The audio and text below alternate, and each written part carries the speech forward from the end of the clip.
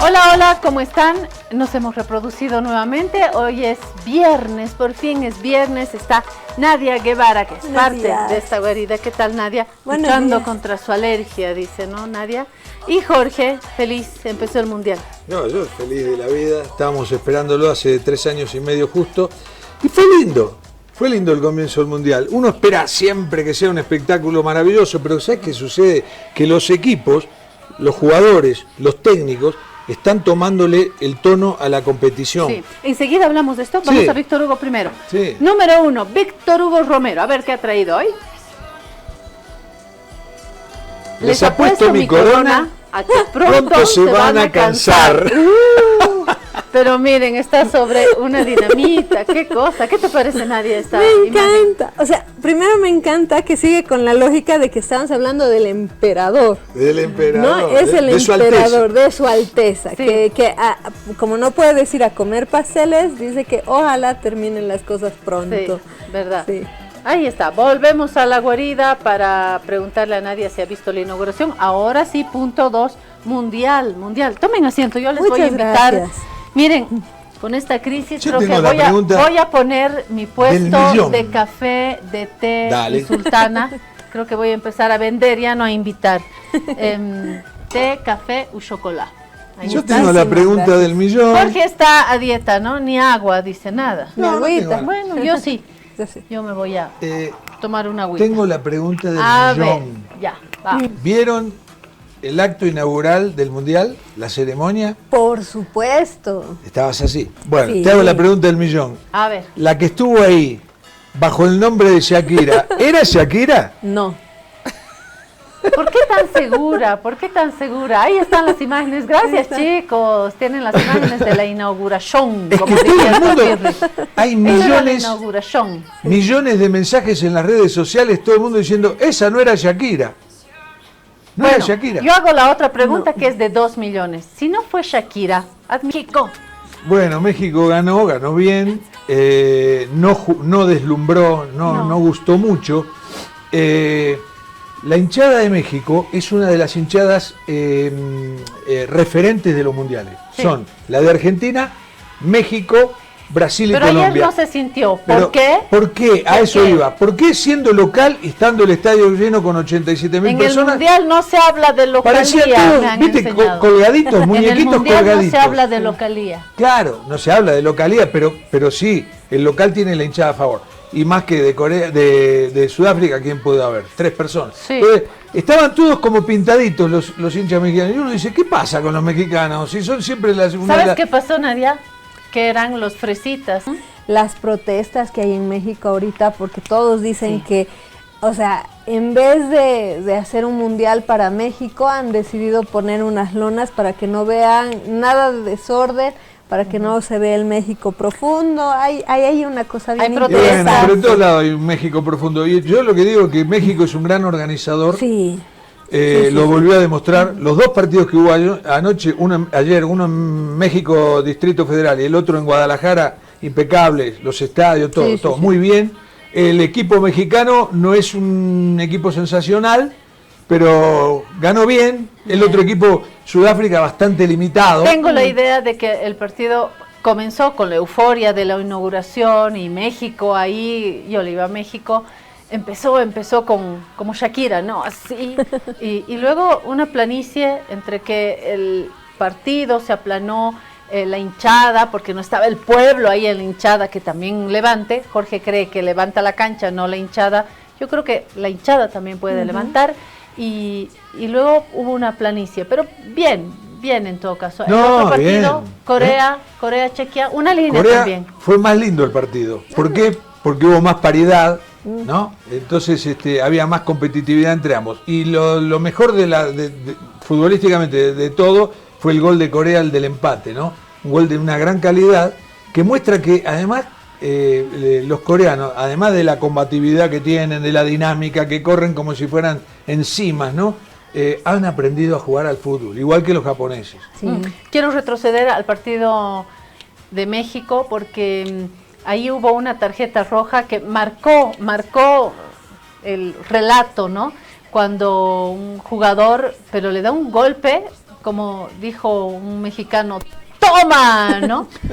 Y luego sale el referí, lindas las cámaras de los referí al lado, ¿no?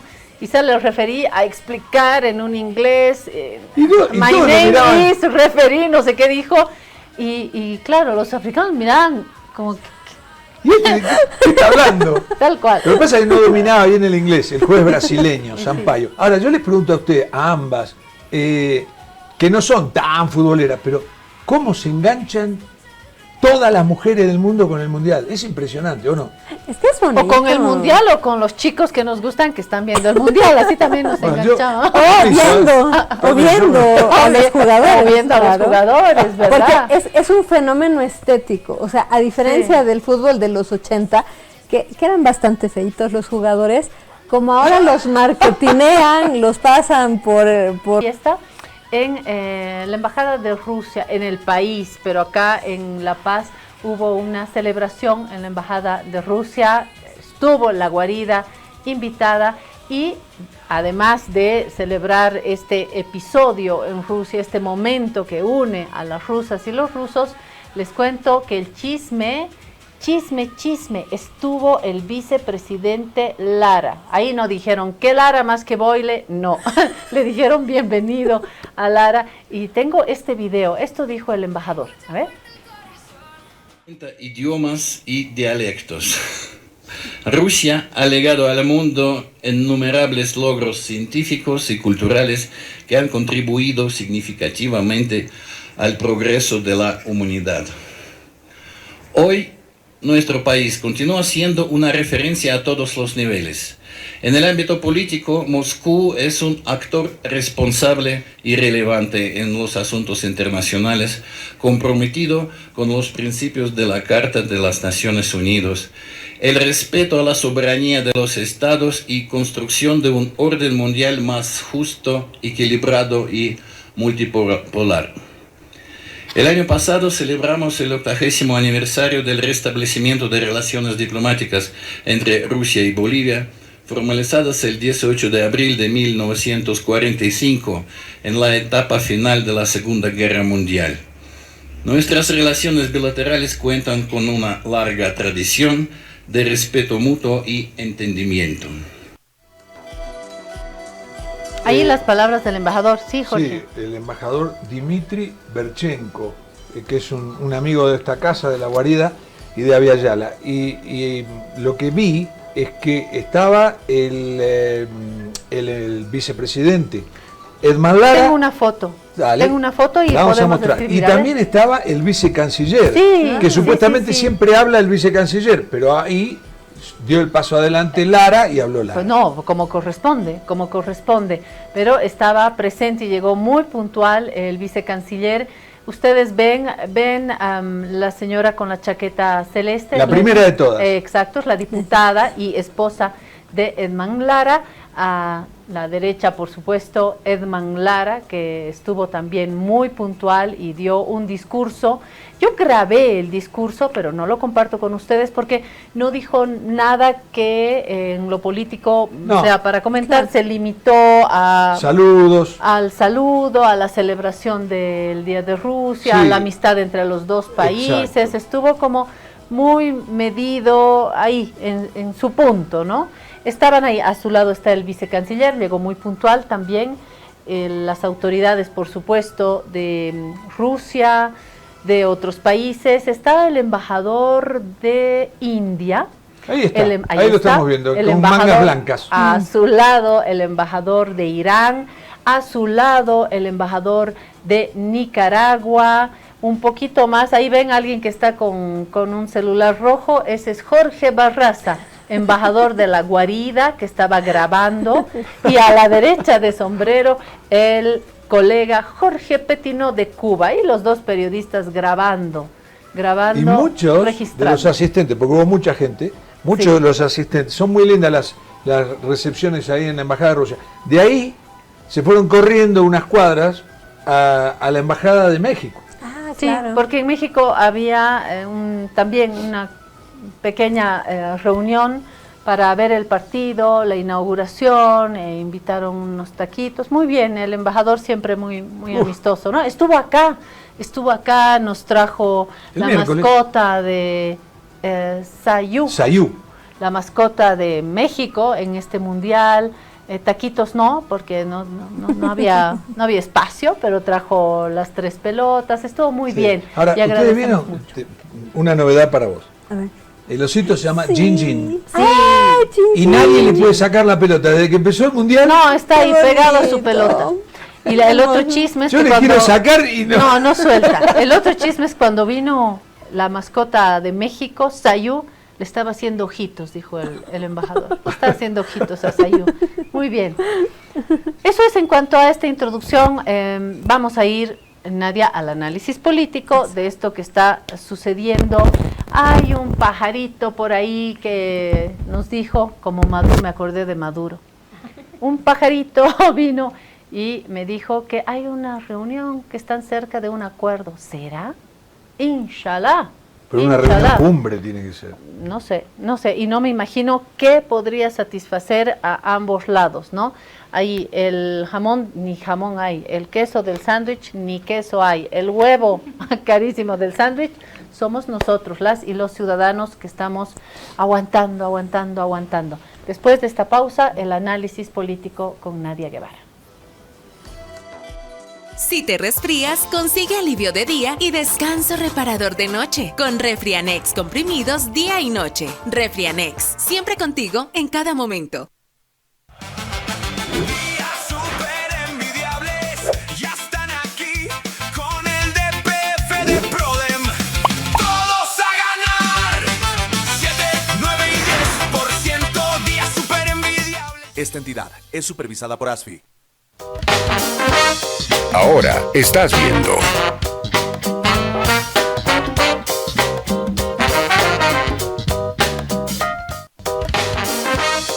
Continúas viendo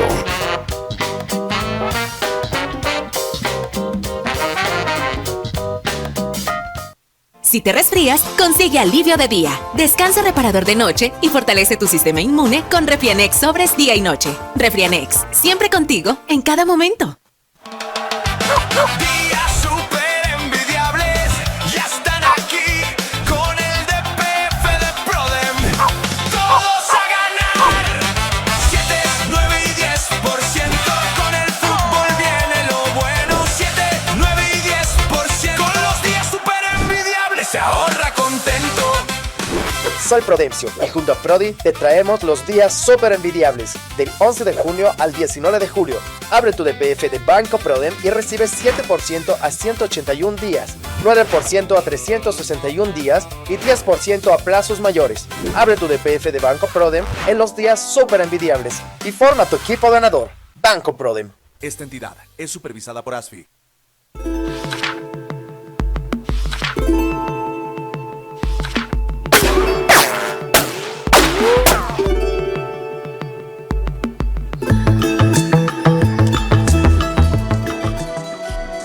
Bueno, Nadia, si no estabas convencida, ahora tenés que estarlo, definitivamente. Tenés que hacer un DPF en Banco Prodem. ¿Por qué?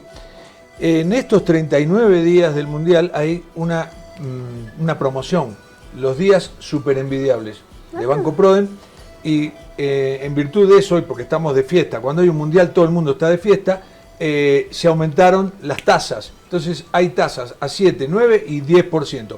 7 días 181 días, 7% de interés en tu dinero.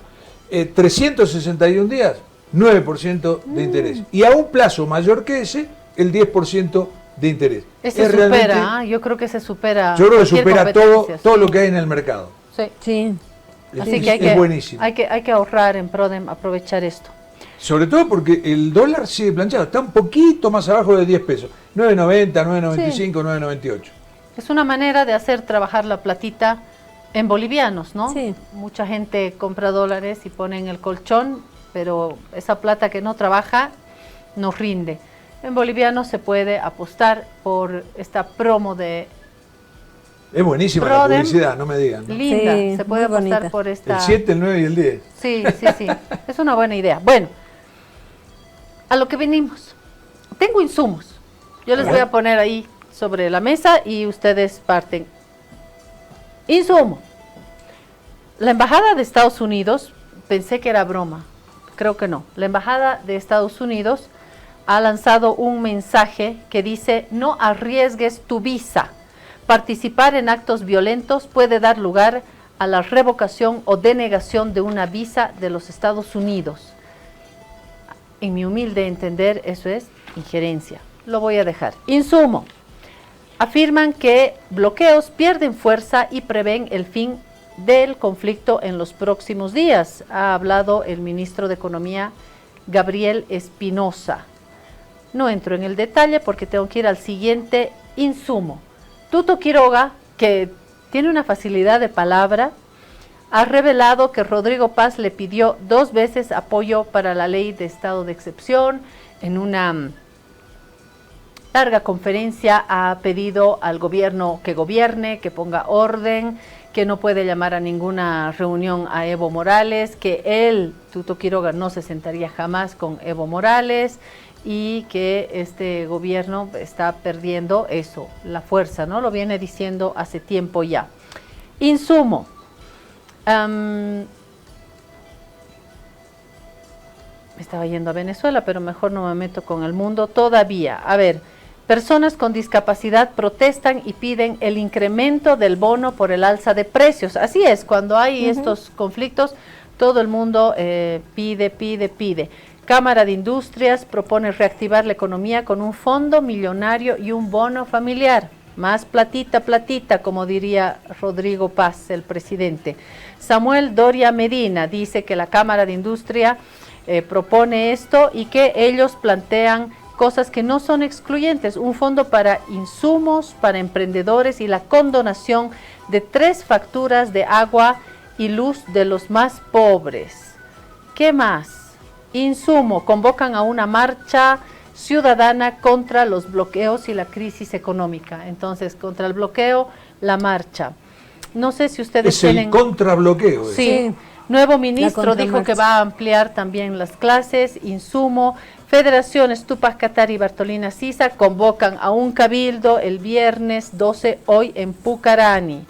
Argollo da primeros pasos para evaluar el bloqueo y una provincia llama a cabildo. Seguimos con los cabildos. Nos vamos hasta Santa Cruz.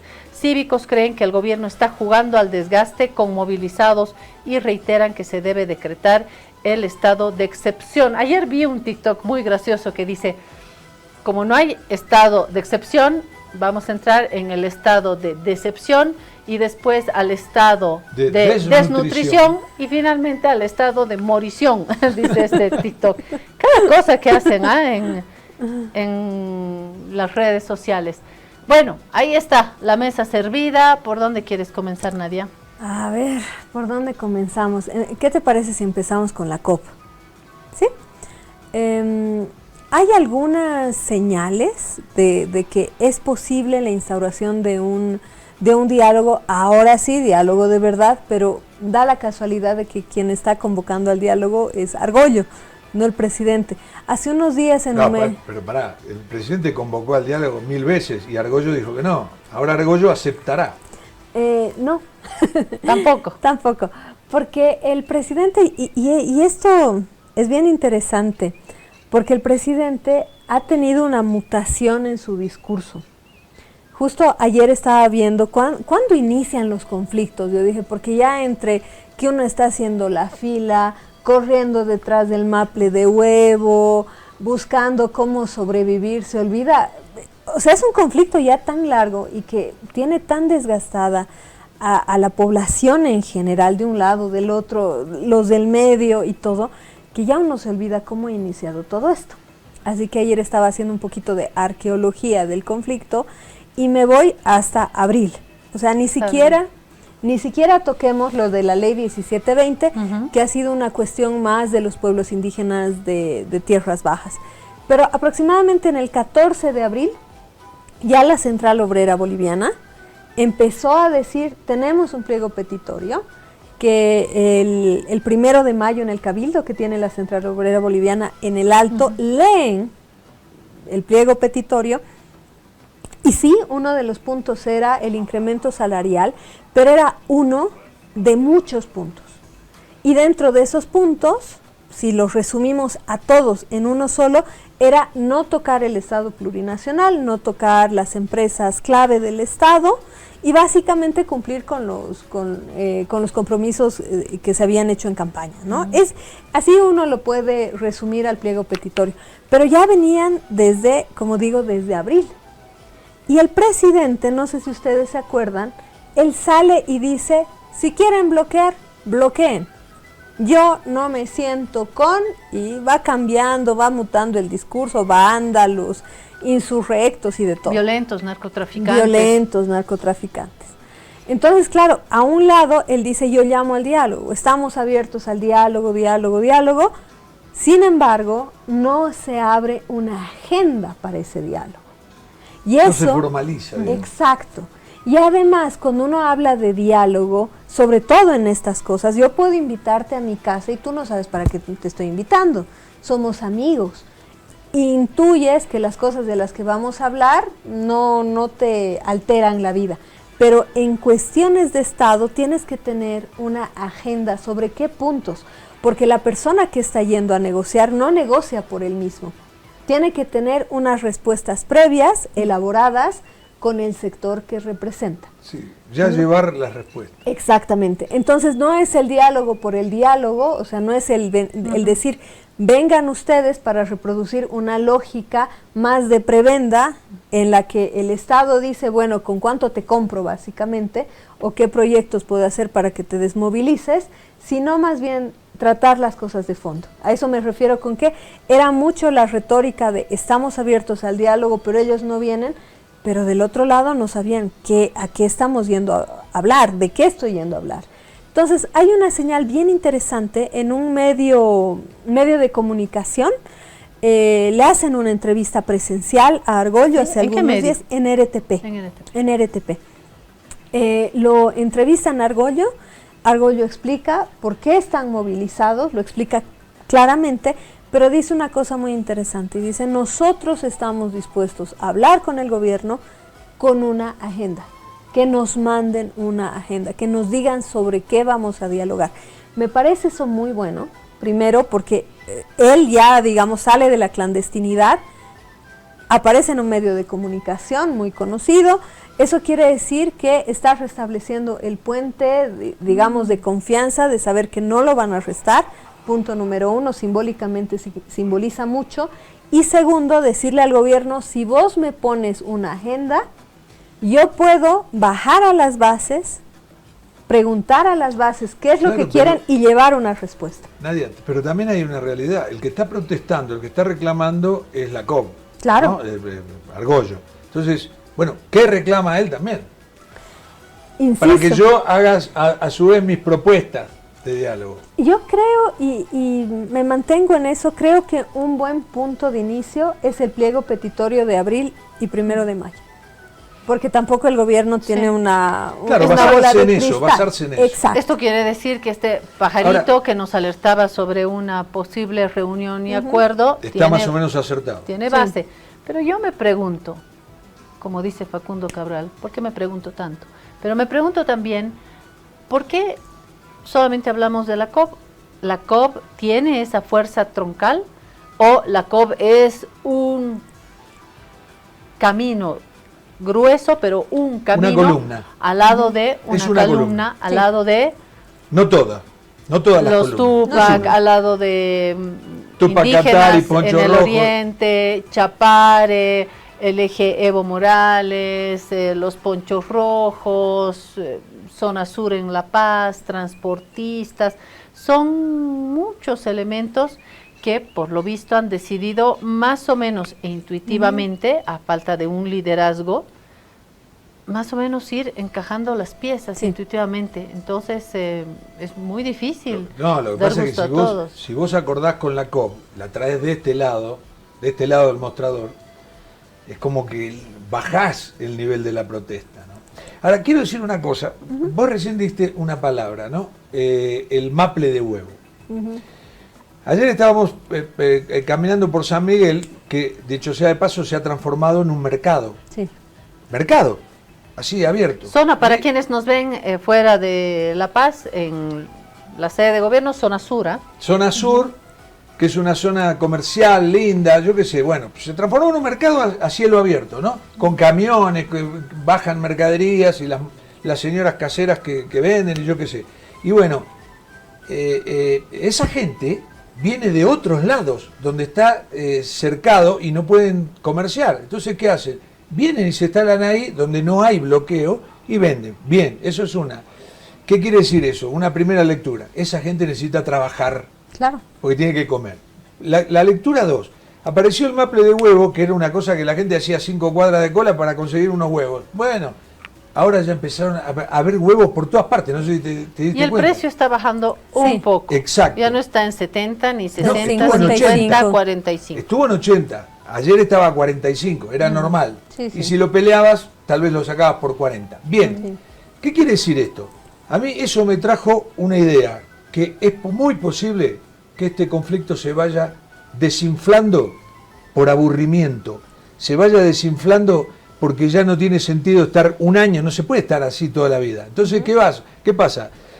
Hoy salimos a la mañana y vi todo un movimiento, hay movimiento, hay minibuses, la gente tiene que trabajar. Entonces, ¿qué pasa?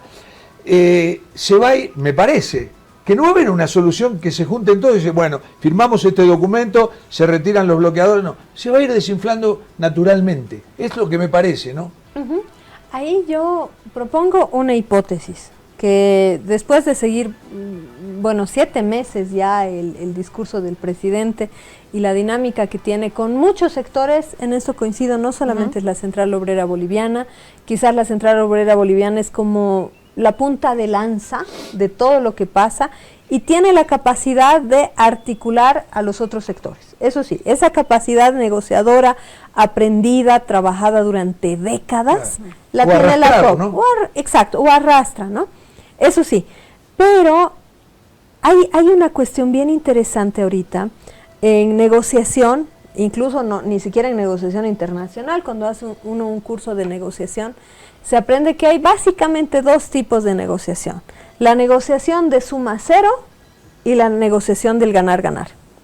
La negociación del ganar-ganar es aquella en la que se sientan 2 personas, 2 sectores, 2 actores, vamos a decir, y asumen que pueden perder algo, pero para ganar el resto. Y la negociación encuentra un equilibrio en el que los 2 actores tienen la sensación de haber ganado. Sí, por eso, ganar-ganar. Y ahí se llega al acuerdo. Exactamente. Todavía no hemos llegado ahí. Estamos en una lógica que algunos teóricos llaman que es la lógica de la realpolitik o de la política real, ¿no? Que se factúa cuando tienes todo el poder de tu lado, que es la de suma cero. Es decir, si yo gano absolutamente y tú pierdes absolutamente. El problema es que al medio, tanto los sectores movilizados como el gobierno de Paz Pereira están jugando a la suma cero. Porque se habla mucho y dicen, bueno, los sectores movilizados, y creo que es un término que se ha popularizado en el microcosmos mediático boliviano, tienen una demanda maximalista, de pedir la renuncia del presidente. ¿Cómo van a pedir la renuncia del presidente? No se puede y no sé qué. Veremos el otro lado. El presidente, su gobierno, también está jugando a un juego maximalista. No lo está diciendo, no lo está explicitando, digamos. Sí, expresando. Exacto.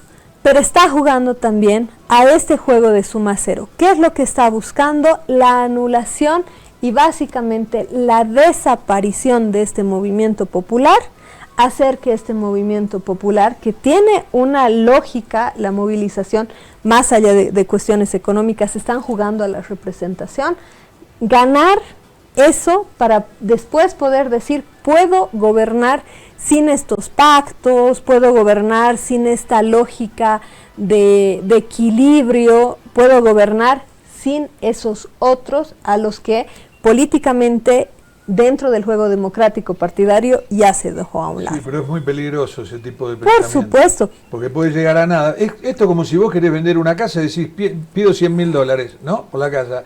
Y no voy a ceder $1. No la vas a vender. Y es que en eso están. Y ahí yo planteo otra cosa más sobre la mesa. Vamos a jugar a 100% teoría el día de hoy, ¿ya? Si uno hace análisis del discurso del presidente, ha caído en querer resucitar la lógica de la teoría de la seguridad nacional y por lo tanto del enemigo interno, ¿no? Al principio no estaba encontrando el término, no estaba encontrando esta ambigüedad entre, ¿no? Entre básicamente los salvajes, vamos a ponerlo así, pero no pega en un país que sabe lo que es el racismo y la discriminación. Entonces aterriza en la lógica del narcoterrorismo. Y ahí incluso él dice, no estoy hablando de todos los sectores, ¿no? Haciéndole un guiño, digamos, estos sectores que tienen que ver más con el altiplano y todo aquello. Estoy hablando de estos sectores que están financiados por el narcotráfico y no sé qué. O sea, el actor ligado al evismo, Evo Morales. Exacto. Y el movimiento evista. Exacto. El problema es que es algo muy poroso, porque además ahí entran los masistas y resulta que cualquier persona de oposición, cualquier persona que es identificada como más de centro izquierda o cualquiera que ahorita se atreva a decir que el presidente se está haciendo mal, lo ponen en la bolsa de masista. Entonces es muy peligroso. El reavivar este discurso del enemigo interno le puede jugar para ganar en estos sectores que, por ejemplo, han tomado la sede de la FEJUVE La Paz, ¿no? Diciendo que de ahí financiaban la movilización y no sé qué, pero que son sectores más de derecha y que estos sectores de derecha, ojo, se están movilizando, están saliendo a desbloquear, están haciendo cabildos, van a salir en marcha, pero no es apoyo al presidente. ¿Cómo has visto los cabildos de estos sectores, Nadia? Cuestionables, diría yo. O sea, primero, digamos, cuestionable en términos de la narrativa, cuestionable en cuanto a lo que están pidiendo, pero sobre todo... ¿Qué se está pidiendo? Bueno, están pidiendo básicamente un estado de sitio, que nosotros lo maquillamos con estado de excepción, ¿no? Están pidiendo la militarización del país y están pidiendo una mano dura al presidente. Pero es lo que digo, yo no creo que... No es que no crea, sino que uno lee las declaraciones que ellos tienen, incluso tweets, publicaciones personales de los líderes de esta autodenominada resistencia, no están brindando un apoyo a la gestión paz, sino que ellos... Contra. Exacto. Ahora, yo... pero hay una cosita, hay que analizar también la legitimidad de gente que de pronto va sin esta lectura y que va porque ha tenido que cerrar su puesto de café. Legitimemos eso porque no puede transportarse, no le alcanza, sus hijos no están siguiendo una educación mínimamente potable. El tema entonces van y reclaman. De los productores avícolas, eso no es un verso. Es catastrófica esa situación. Sí. La gente que no puede comprar porque no hay o porque el precio no le da para huevo. La gente que se tuvo que trasladar a San Miguel a vender lo que vende en otro lado. No, y de la gente que no puede comprar. Ayer una señora decía un plátano a $1, en fin. Sí, lo compramos. Pero a lo que voy, yo creo que me opongo a todo y digo que si el presidente ha tenido un mérito, no ha sido su mano dura, ha sido su mano blanda. Porque si hubiese tenido mano dura se hubiera armado un lío descomunal. Y ahora... No sé, por lo menos fue pacífico, dentro de lo que se puede decir, porque hubo muertes también. Sí, sí. Claro que también hubo muertes por gente que no pudo pasar y que tenía que atenderse y falleció, yo qué sé, pero no hubo enfrentamientos tan violentos como se pudo haber esperado. Yo creo que ha habido una cápsula de ensayo que ha sido San Julián, ¿no? O sea, no hay que olvidarse de... Entra el actual ministro de Defensa, unas horitas después, hay Justiniano, ¿no? Justiniano, un personaje conocido además, ficha de Áñez, lo vamos a poner así al descubierto, es una ficha de Áñez, Doria Medina. A las pocas horas, el presidente saca una publicación personal, él tiene la cámara así, o sea, no había nadie de por medio, que quieren mostrar como desafortunada, mal planificada y todo, pero el mensaje era muy claro, él llama a la población civil a desbloquear con los militares. Pero sí lo hizo Rodrigo Paz. Lo hizo Rodrigo Paz y tuvo que borrar eso. Luego Exacto. hubo una explicación del vocero. De que los no técnicos que hacían eso no tuvieron que grabó, pero de que grabó, que no había revisado y los técnicos lo lanzaron, pero lo grabó, lo dijo. Claro, o sea, lo uno dijo. puede, y ustedes mejor que nadie saben que uno puede revisar la iluminación, saliste con la nariz más grande, tenías una manchita en la solapa, eso puede hacer que no subas una publicación porque te veías mal y un primer mandatario no se puede ver mal, pero el mensaje, el texto de la publicación, eso es incuestionable, lo dijo. A menos que haya un equipo de asesoramiento que le diga, presidente, no. Claro. Presidente, no puede llamar a los civiles a defender, o sea que detrás de los civiles estén los militares, casi, Claro, ¿no? Eso claro. no. Pero eso es lo que ha ocurrido en San Julián. En San Julián salen a desbloquear, hay un enfrentamiento Además, entre civiles. Te interrumpo porque muchos medios, ayer lo dijimos, hay un estudio que lo ha demostrado, muchos medios dicen que son ciudadanos y son de la Unión Juvenil Cruceñista. Son la Unión Juvenil Cruceñista. Entonces tampoco Son. es que un ciudadano que No, se le no. ocurre ir a defender y no es así. Claro, y eso es interesante también porque por supuesto que la población civil de a pie, común y corriente, está sufriendo esto, pero la población civil común y corriente no va a salir a enfrentarse físicamente con un compatriota. Son estos grupos que, al igual que en la Ciudad de La Paz, están articulados, se articularon desde el 2019 y ahora hasta sacaron sus cascos, ¿no? Es como que tienen toda, visualmente tienen una representación. Otra puntita, otra lectura que uno ve es que Rodrigo Paz, a fuerza de pincharlo, ha logrado personificar en Evo Morales el tema de la protesta, ¿no? Sí. Hasta que Evo no le respondía, hasta que en un momento, bueno, es como que uno dice, bueno, se calentó y le empezó a responder. ¿Y qué hizo? Se puso el traje de la protesta. Entonces, ¿qué pasa? Eso no le conviene políticamente a Evo Morales. ¿Por qué? Porque cuando se habla de pueblo, se habla de que todo el pueblo... No, todo el pueblo no se levantó, una parte. Y hay otra gran franja de la gente que no tiene nada que ver con esa política, que no tiene nada que ver con ninguno de los dos bandos, que, como dice Claudia, no puede vender, no puede comprar, no puede trabajar, no puede transitar, le va mal, cerró su negocio. Toda esa gente enfoca a Evo Morales. Sí. Porque hay una narrativa mediática que también enfoca eso. Sí. Pero más que mediática, el presidente fue el que empezó a tirarle piedras. Pero solito el presidente no mueve narrativas. Necesita un aparato mediático que repita, reproduzca, amplifique, le ponga sal, pimienta y lo deje servidito para que la gente en el café, en la parada de minibuses diga: yo sufro por culpa del Evo o de estos bloqueadores, de esta gente, de una vez, en su versión más horrible, de una vez me tambala. Pero ayer vos te fíjate que Tuto Quiroga, en su conferencia de prensa, que lo nombró por lo menos 5 o 6 veces a Evo Morales, y le dio palo y también personificó en Evo el tema de la protesta, ¿no? Entonces, en la figura de Evo Morales, o su figura de Evo Morales, se está cargando todo el tema de la protesta. Claro, ahí son como muchas capas, ¿no? Es como una cebolla básicamente. Tiene un montón de capas. Esto de echarle la culpa a Evo Morales, a los cocaleros, al movimiento al socialismo tiene esta lógica de enemigo interno, 100%. O sea, tengo un enemigo interno, le voy a dar con todo, si meto bala, traigo a la DEA, traigo a los Avengers a sacarlo del Chapare Evo Morales, todo el mundo va a estar contento, feliz. No lo van a hacer porque a la ausencia de un enemigo interno, ahí ya tendríamos que hablar de escándalos varios y de la falta de gestión que está habiendo. Eso no va a ocurrir. Pero y ahí ya tenés que hacerte cargo de un enfrentamiento muy serio. Exactamente.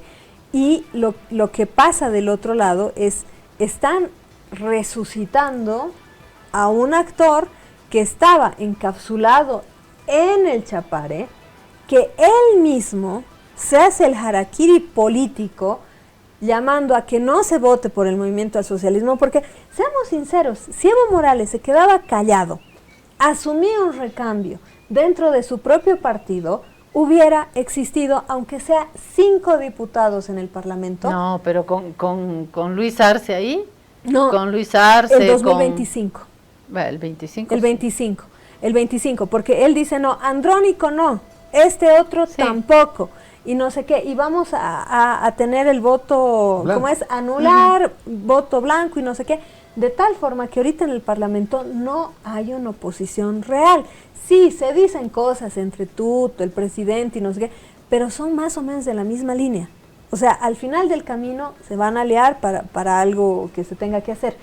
Entonces, Evo Morales, yo sí considero que hace el harakiri político a su propio partido. Pero ya en ese año. En ese no año. Ahora.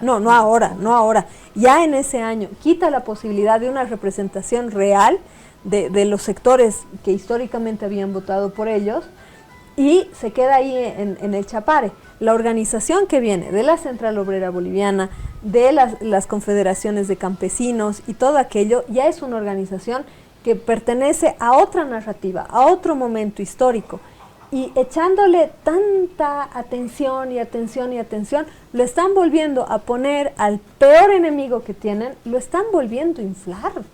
Bueno, yo quiero poner 2 elementos que tienen que ver con Chile y después hablaré de Estados Unidos. A ver, ¿por qué los engancho? Uno, porque, como dicen ustedes, Rodrigo Paz ha decidido colgarse de la expresión y gestionarla cotidianamente del narcoterrorismo. Bueno, mi fuente es Aviala. Miren, el diputado chileno Jorge Díaz Ibarra informó que entre enero y abril la Fiscalía de Chile incautó 1.169 toneladas de droga en madera procedente de Bolivia, incautadas entre enero y abril del 2026. Dice el diputado de Juntos por un Chile Mejor. El legislador se refiere a la incautación de esta cantidad de droga. El operativo fue ejecutado por la Fiscalía Regional de Arica y Paranicota. Hasta ahora no sabemos, porque tenemos varios datos provenientes de Chile, pero como dice el propio Jorge Quiroga, hasta ahora no se sabe qué versión tiene el gobierno. Es decir, estamos esperando que desaparezcan las maletas, que se vacíen las cajas fuertes. Acá, como dijo Jorge Quiroga, me hace reír mucho, dijo, resulta que Marcet había sido un narcoyesca, que no tenía nada en sus cajas fuertes, de las maletas no se sabe nada, ahora tampoco tenemos información a tiempo de estas toneladas. Miren, último diputado chileno, de enero a abril se incautó 1.169 toneladas de droga. Meto Chile. Meto otro elemento también con el mundo. Argentina. Tengo información de que hay por lo menos 2 diputados argentinos que están en Bolivia, además de otros líderes que están sosteniendo, están teniendo comunicación, apoyo, no lo sé, con estos sectores de manifestantes. Lo que, conociendo al canciller, el canciller es de pocas pulgas, Aramayo, ya lo hemos visto, salió a la cuenta de uno la embajadora de Colombia, hay cuestionamientos a las ONGs, a las fundaciones, sí. Así que no deja de ser un problema para el embajador argentino. Y unita más, y con esto termino, Estados Unidos que además de este tuit que les leí, que quien participa en movilizaciones no va a tener visa. Además, quiero referirme a la partida de la encargada de negocios, Debra Evia, que ha estado en el país 3 años y nos dicen que ya cumplió sus funciones y ahora ingresa el reemplazante que se llama Eric Martini. Fue cónsul general de Estados Unidos en Ecuador, subdirector de Asuntos de Venezuela en la Oficina de Asuntos del Hemisferio Occidental de la Oficina de Asuntos Andinos, director adjunto de la Oficina de Asia Central y Meridional y el Cercano Oriente de la Oficina de Contraterrorismo, donde ocupa el cargo de director desde diciembre hasta agosto del 19. Él es abogado, estudiado en la Universidad de Wisconsin en Madison, fue voluntario del Cuerpo de Paz en Guatemala, consejero de control de armas en la misión de Estados Unidos ante organizaciones internacionales en Viena, jefe de la sección política y económica en Lahore, Pakistán, jefe adjunto de la sección política y económica en Yaoundé, Camerún, oficial político en Quito, Ecuador. Mamita, tiene un currículum, ¿ah? Nos mandan un experto en crisis. Ese es el resumen. Ese es el titular. Los diputados y políticos argentinos que han venido, que en total yo creo que son como 7, no son kirchneristas, no son mileístas, son kirchneristas.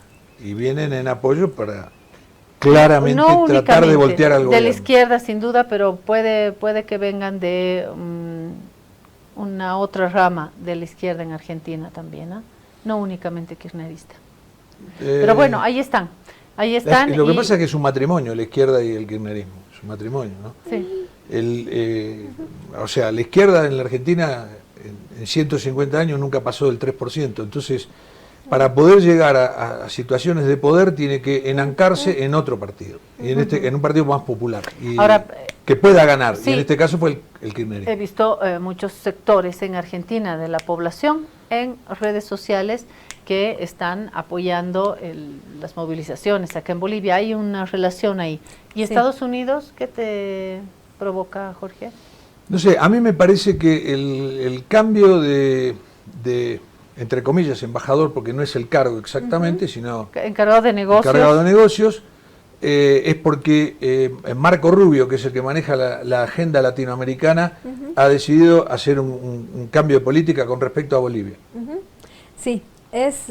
Por eso te decía, nos está mandando un experto en crisis.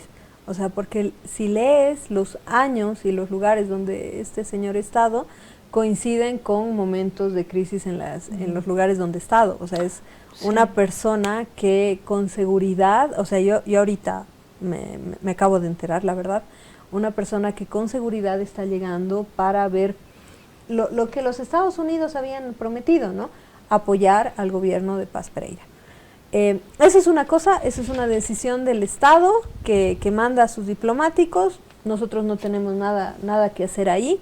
Podemos perfectamente tratar de analizar el perfil, tratar de ver qué es lo que va a hacer. Lo que sí tendría que ser indignante es el comunicado que ha salido de que si uno participa de protestas, se va a revocar la visa o no se va a dar visa. Bueno, ahí la pregunta es, no sé si los sectores movilizados que están pidiendo que no nos entreguemos al imperialismo norteamericano quieren ir a Disney. Claro. No sé si tiene mucha lógica esto, pero sí simbólicamente es muy llamativo que hagan una declaración pública en todos los medios alternativos, además Facebook, YouTube, Instagram, todas estas cosas con este anuncio, ¿no? Creo que sí tiene que ver con injerencia. Por supuesto. Sí, yo lo que creo es que, esto es lo último porque se nos va el segmento, el gobierno tiene la posibilidad, si logra apaciguar desarticular esta protesta y apaciguar un poco las cosas en el país, tiene la gran oportunidad de llamar al día siguiente no, pero en un tiempo prudencial, 2-3 meses, a un gran encuentro nacional. Bolivia necesita un encuentro nacional. Yo dije pacto muchas veces, un pacto social, pero la palabra pacto no me cae tan bien y me gustaría más un encuentro, porque encuentro habla de una concordia. Y realmente Bolivia necesita eso para salir hacia adelante, decir, bueno, vamos todos para adelante, una convergencia. ¿No? Yo ahí considero que ya a estas alturas del partido nadie gana.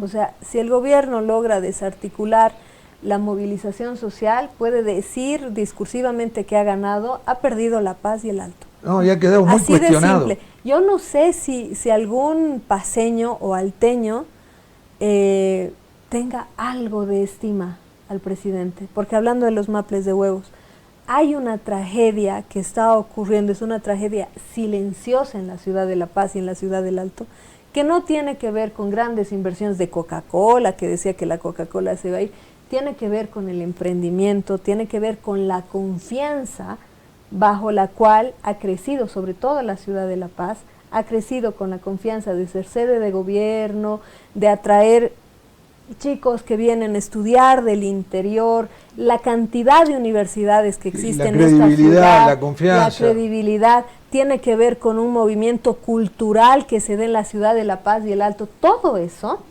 ha sido, la principal víctima de Somos este muy conflicto. presidencialistas, no te olvides. Y esto es como el tener un gran director técnico en tu equipo, Sí. ¿no? Nosotros sabemos que tenemos a Scaloni. Entonces, yo duermo tranquilo. Yo sé que Scaloni está pensando lo mejor para que mañana Argentina gane. Claro. Y esto es así, igual que con el presidente. Sí, Yo sí, duermo sí. tranquila porque Dibu está en el arco. Pero bueno, termino con una cifra, y gracias Nadia, una vez más, volverás y volverás. Gracias en este viernes.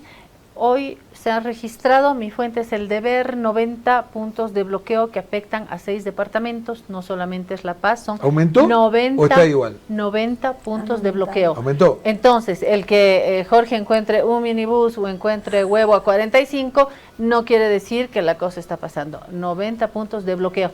Hemos conocido a un investigador que nos habló de otro tema, tan urgente como estos que estamos comentando. La muerte del lago Titicaca. Quédese con nosotros.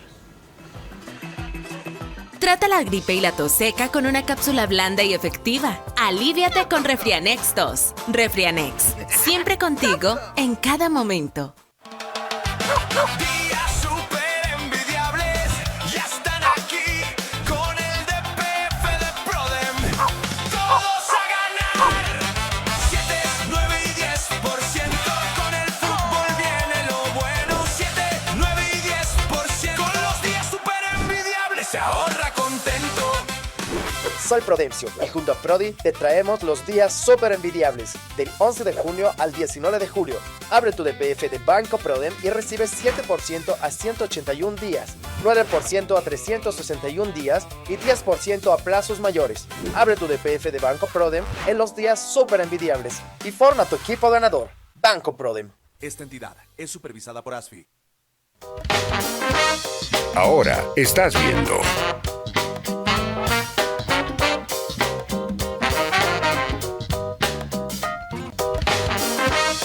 Continúas viendo.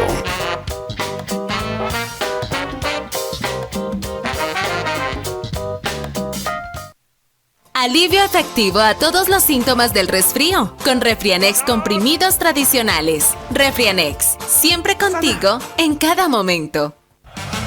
Días super envidiables ya están aquí con el DPF de Prodem. Todos a ganar. 7, 9 y 10%. Días super envidiables. Esta entidad es supervisada por ASFI. Bueno, por fin llegó, ya no aguantábamos más sin Mundial.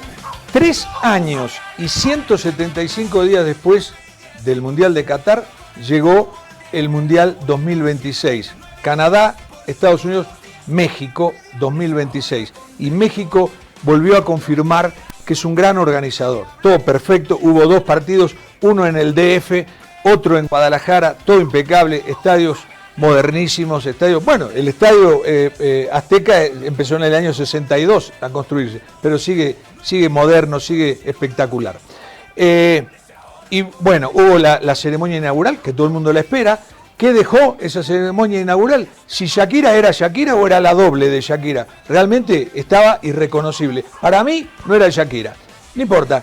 Después empezó a rodar la pelota, que es lo más importante de todo, porque cuando empieza a moverse la pelota, la gente se olvida de que las entradas son caras, de si Shakira era Shakira, se olvida de todo, empieza a pensar en el juego. Esto es lo lindo es que el mundo está conectado a través del Mundial. yo veo que todas las mujeres hablan del fútbol, hablan de lo que fue la ceremonia, y eso me encanta porque tenemos que atraerlas hacia esto, ¿no? Aunque ya están muy abordadas al Mundial. Y, ¿qué pasó en el Mundial? Bueno, México ganó, sigue siendo mejor organizador que jugador, y lo más lindo de todo, el momento súper envidiable fue el primer gol de Corea, un gol hermoso a la sudamericana. Enganchó, pasaron 2 checos de largo, gol de Corea y Corea ganó 2-1. Ese fue el momento súper envidiable. Días súper envidiables, ya están aquí con el DPF de Prodem. Todos a ganar. 7, 9 y 10%, días súper envidiables. Esta entidad es supervisada por ASFI.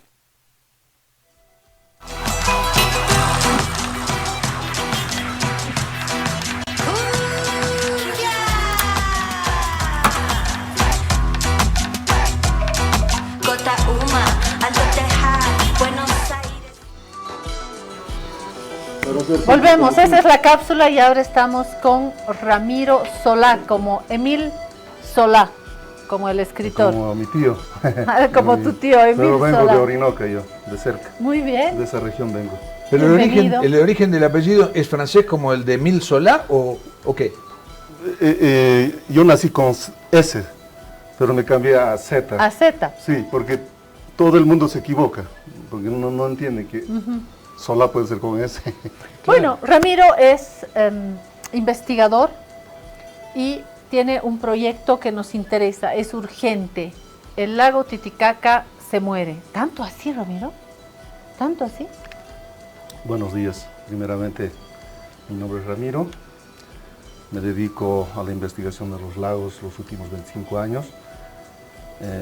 Pero yo he nacido en una población muy cercana a Orinoca, la población natal de Evo Morales, expresidente de Bolivia. Estamos a unos kilómetros de ese lugar, llama? San Pedro de Con. Somos aymaras mezclados, quechuas aymaras. Departamento de Oruro. Departamento de Oruro, sur de Oruro. Con esa introducción. Acabamos de publicar este artículo sobre la situación del lago Titicaca. El 13 de mayo, hace casi un mes atrás, en una revista internacional llamada Frontiers, que es de Suiza, y en este trabajo cabalmente estamos planteando la situación terminal del lago Titicaca. El lago Titicaca, estas últimas décadas, todos entenderán, han visto, conocen cierta información, los niveles de agua ya estaban en caída, concretamente desde el 1997, ¿no? Después de que un periodo de unos 3 años anteriores se tuvo una caída brusca, en realidad ya estaba en una fase terminal por unos 4 años. Y de ahí no se ha recuperado en algunos momentos, muy ligeramente, pero tenía una tendencia negativa. Y ahora tenemos la novedad del cambio climático, ¿no? En estos momentos, estos meses, hemos entrado al fenómeno del Niño de forma muy anticipada además, y de mucha intensidad, porque este fenómeno sí ocurre, pero normalmente se producía en los meses de noviembre, diciembre, pero mira, ¿en qué mes estamos? Perdón, antes que continúe, ¿el fenómeno del Niño qué hace, llover o trae sequía? Puede ser de todo, pero en esta región donde estamos, La Paz, el occidente de Bolivia, normalmente sequía, normalmente, hay alta probabilidad de que sea sequía. Pero esta sequía... Lo que agrava la situación. Sí, lo que agrava. En algunas regiones puede ser inundación. En el oriente boliviano, por ejemplo, es normalmente inundaciones. Pero van a ser diferentes a los anteriores fenómenos, porque a esto hay que sumarle el cambio climático. El fenómeno del Niño es un calentamiento del Océano Pacífico. Ahora hay que imaginar cómo es ese calentamiento con el cambio climático. Entonces, básicamente el océano va a ebullir, ¿no? Entonces toda esa masa de aire húmedo se va a transportar, entonces algunos lugares va a generar, normalmente no es torrenciales lluvias, inundaciones, y en otras latitudes, como en estas zonas, pueden ser sequías. Entonces, todos estos fenómenos han creado un aumento de la evaporación. ¿Ya? Y tenemos los datos, se ha medido en las últimas décadas, los satélites miden, porque simplemente la temperatura del aire ha aumentado, ¿no? El ambiente se está calentando más y más. Entonces nosotros hemos usado ese dato de temperatura, porque también vale la pena aclarar en esta introducción de que el volumen de agua depende de muchos factores, ¿no? Los ingresos por los ríos, las precipitaciones, las extracciones que se hacen del mismo lago, también aguas arriba del lago, muy bien, pero nosotros nos hemos concentrado en la temperatura. ¿Qué va a generar? ¿Qué ha generado hasta ahora este incremento de temperatura? Que desde los 90 es más o menos ya más de 1.5 centígrados en promedio, ¿no? Lo que a nivel diario pudo haber sido 2 grados, 3 grados.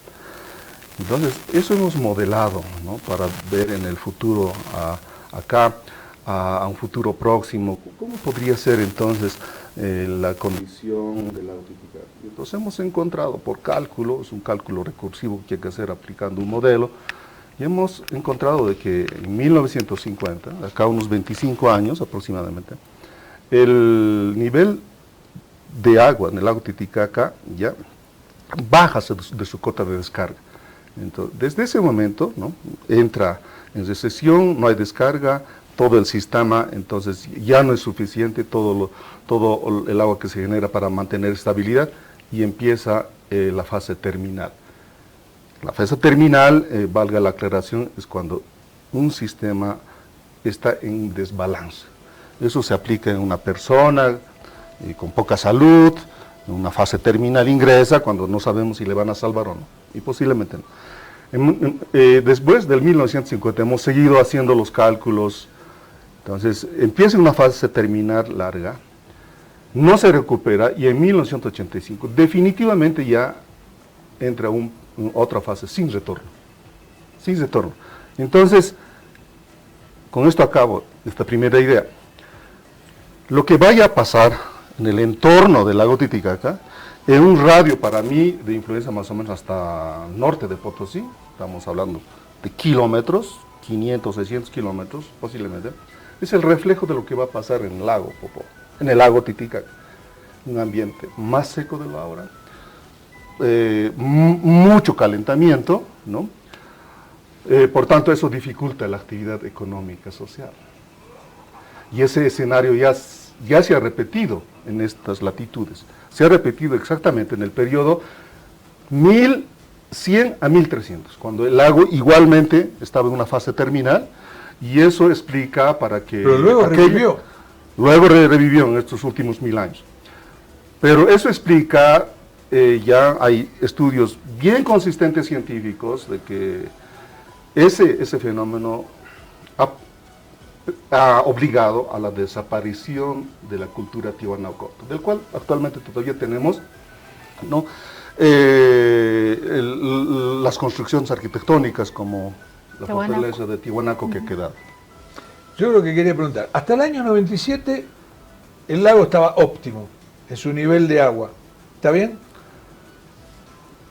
Y empieza a bajar. Relativamente se había mantenido estable desde 1900 hasta el 1994, ¿ya? Casi de 100 años. Hay información. Estaba bien, el nivel de agua era bueno. Sí, pero ya habían pasado unos 3 fenómenos de sequía.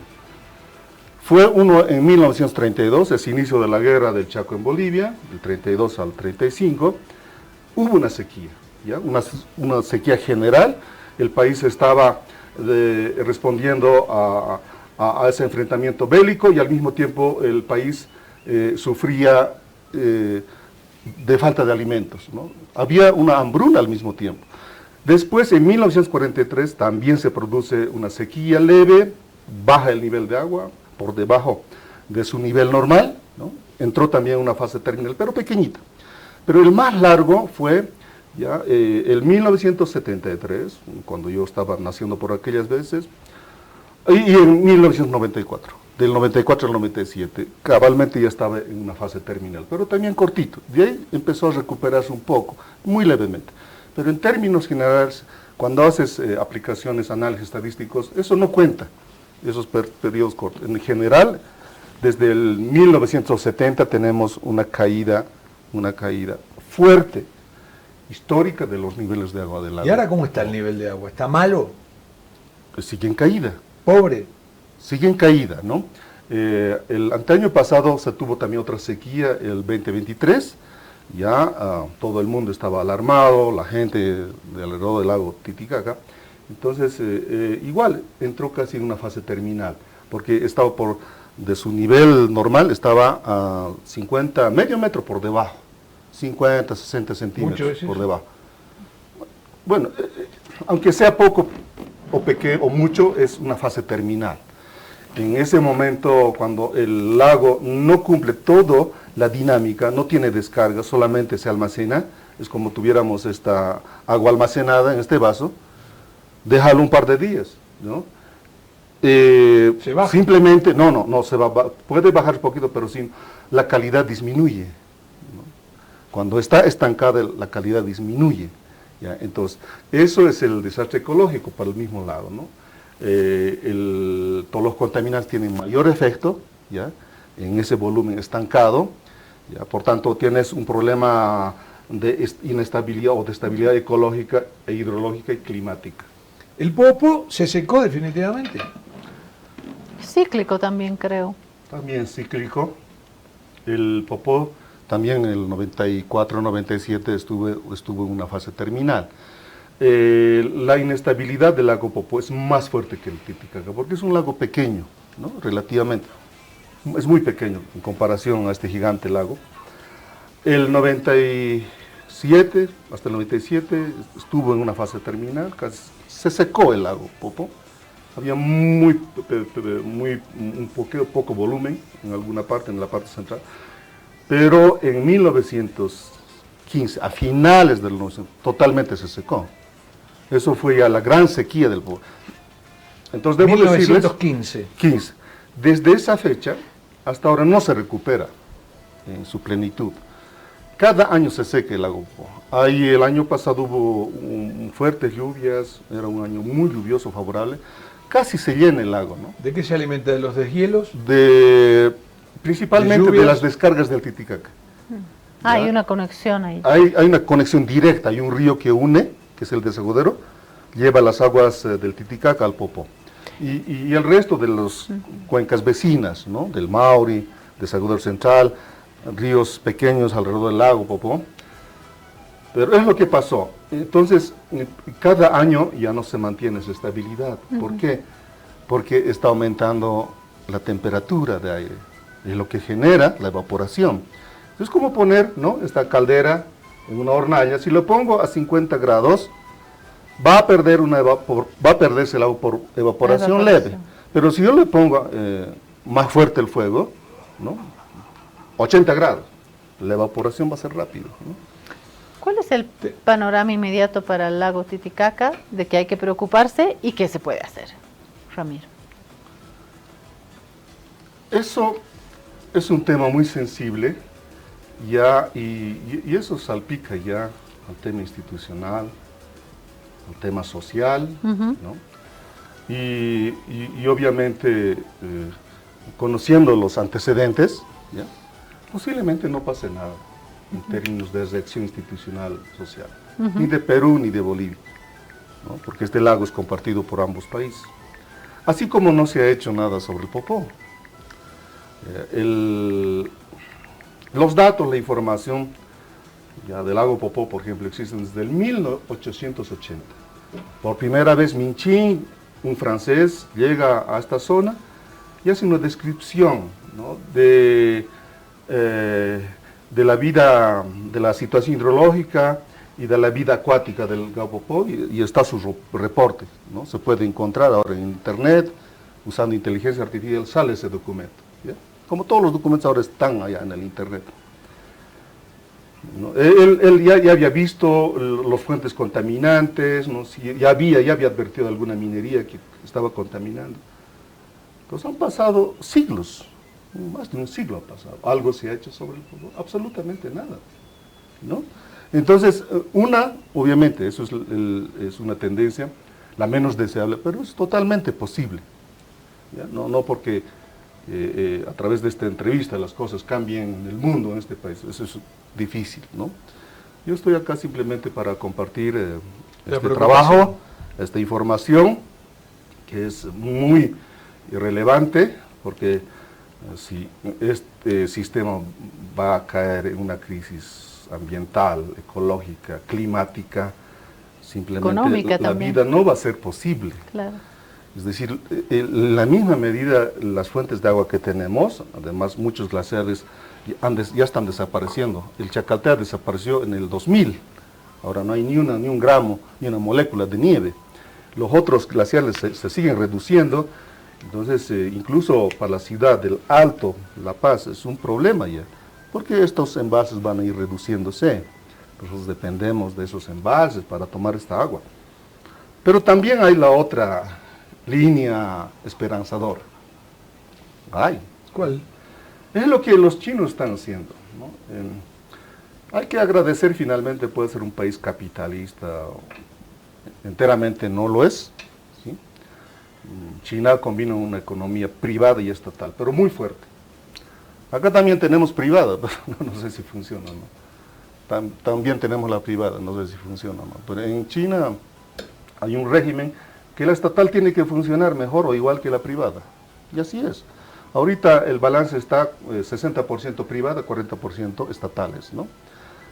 Y están haciendo cosas extraordinarias en China. Y ahí voy al tema. Es la reforestación.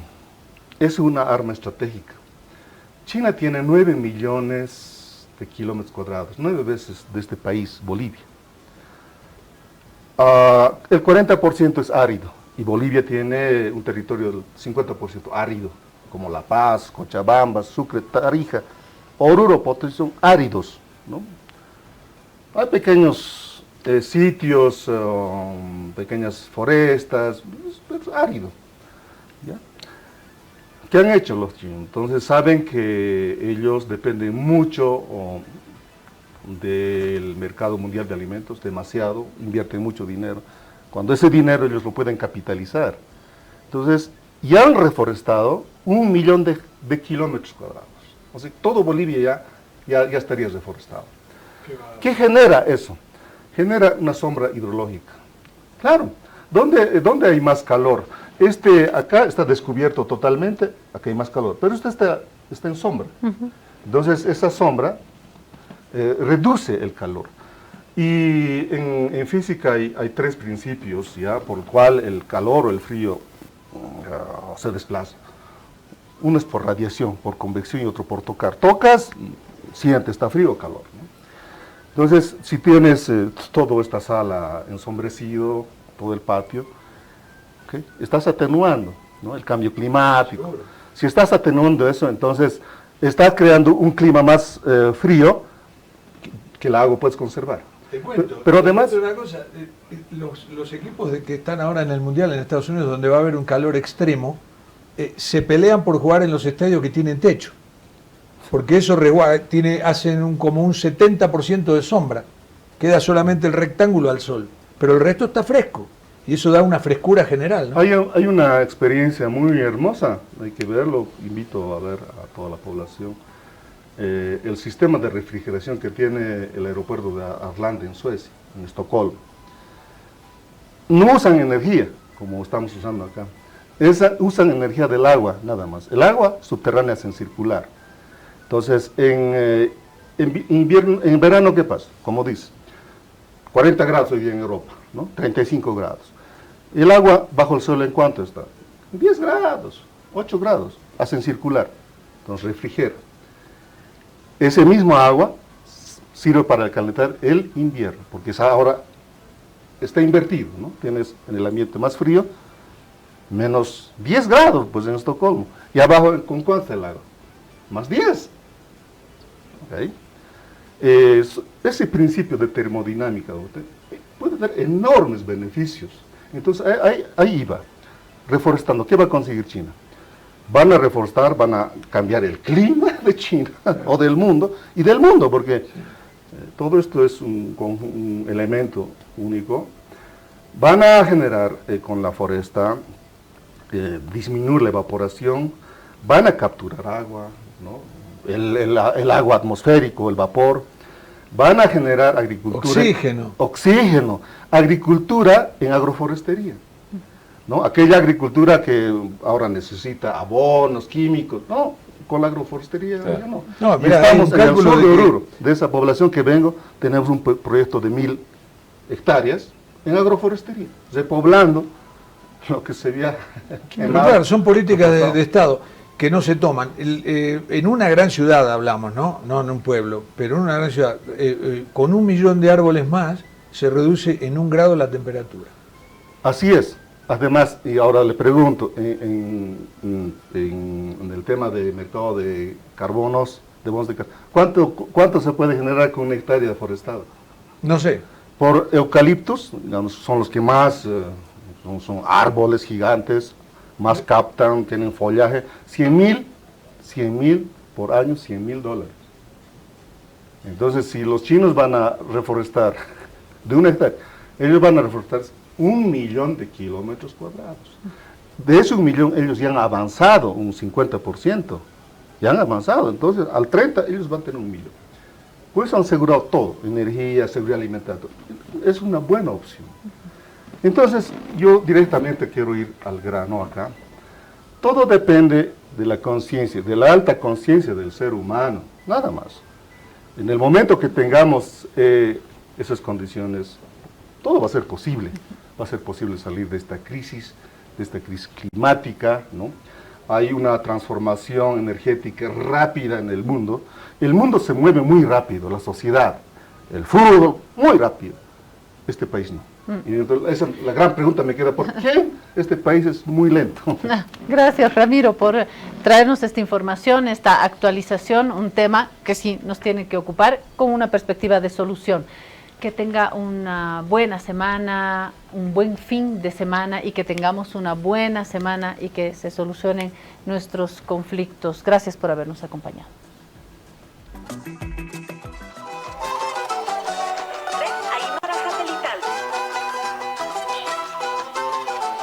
Primer plato, Radio Cutipa.